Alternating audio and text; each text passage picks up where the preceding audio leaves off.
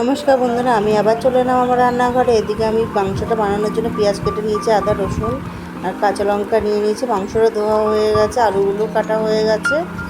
এরপরে আমি কড়াইতে তেল দিয়ে আলুগুলোকে ভালো করে লাল লাল করে ভেজে নেব।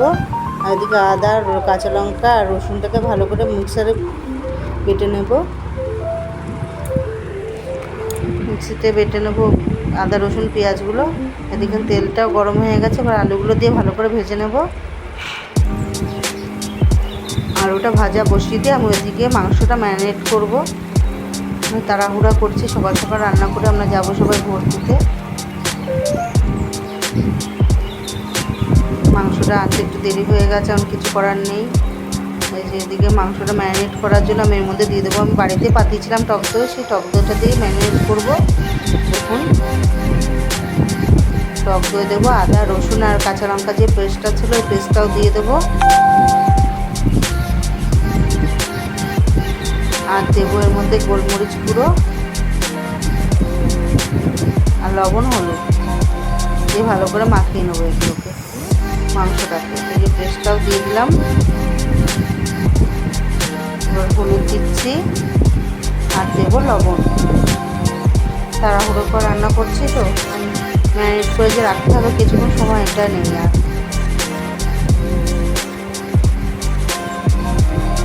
সর্ষের তেল দিয়ে দেবো এবার, দিয়ে এবার ভালো করে মাখিয়ে আমি কিছুক্ষণ রেখে দেবো, যতক্ষণ আলু ওইদিকে ভাজা ভাজা না হয় ততক্ষণ। ডালটা করবো ওইদিকে মাছের মাথা দিয়ে, ততক্ষণে ম্যারিনেটটা করা থাকবে, আলুটাও ভালো করে ভাজা হয়ে যাবে। দেখুন, কাঁচা পেঁয়াজ দিয়ে দিলাম, দিয়ে রেখে দিলাম, রেখে আমি কিছুক্ষণ ভেজে। আর ওইদিকে আমি কড়াইতে দিয়ে দেবো হচ্ছে কি গোটা জিরে, গোটা শুকনো লঙ্কা, গোটা গরম মশলা, তেজপাতা দিয়ে এবার আমি ভালো করে ভেজে নেব।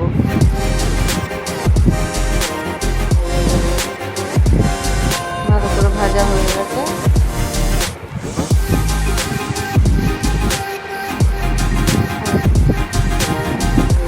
মাংসটা কষিয়ে নিয়েছি ভালো করে, ভিডিওটা করা হয়নি, তাড়াহুড়োর সময় অসুবিধা হয়ে গেছিলো। আর এদিকে জলটা আমি দিয়ে দিলাম, গরম জল। সব রান্নায় আমি গরম জলই দিই, ঠান্ডা জল দিলে স্বাদটা ভালো পাওয়া যায় না। গরম জল দিলে মানে একটা সুন্দর টেস্ট পায়। তা আপনারা কারা কারা গরম জল দিয়ে রান্না করেন আর কারা কারা ঠান্ডা জল দিয়ে রান্না করেন, প্লিজ কমেন্ট করবেন। আর এদিকে আমার মাছের মাথা দিয়ে ডালটাও হয়ে গেছে, ওর মধ্যে আমি গরম মশলাটা দিয়ে নেব, দিয়ে ভালো করে নাড়াচাড়া করে নেব। আমাদের এখানে এরকম ধরনেরই গরম মশলা পাওয়া যায়, এটাই বেশি টেস্ট লাগে আমাদের। দেখুন, মাংসটাও রেডি হয়ে গেছে। কেমন হয়েছে দেখুন, প্লিজ কমেন্ট করে জানাবেন। আমরা এরকমই কষা কষাই খাই, ঝোল বেশি বানাইনি কারণ ডাল হয়েছে। এদিকে ডালটাও নামিয়ে নিয়েছি, মাংসটাও হয়ে গেছে।